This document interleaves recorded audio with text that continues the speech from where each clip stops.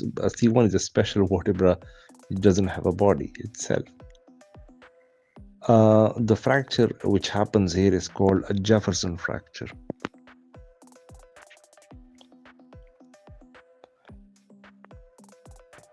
It's basically a C1 burst fracture. This is identified by a cervical spine X-ray, which shows a lateral mass overhang of more than 7 millimeter.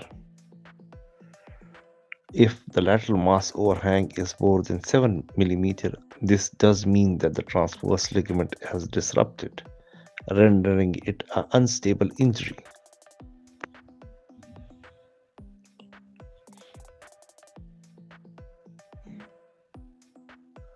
For that reason, if any patient with a C1 fracture with lateral mass overhang of 7 mm, I will proceed to do MRI to identify the transverse ligament and check if it's stable, if it's disrupted or not disrupted.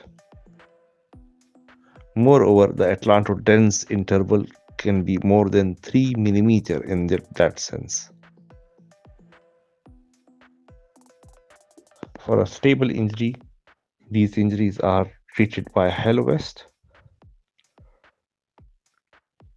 and should be immobilized for 6 to 12 weeks. In unstable injuries, it will need a fixation that is in a form of C1, C2, C1 lateral mass, and C2 pedicle screw fixation.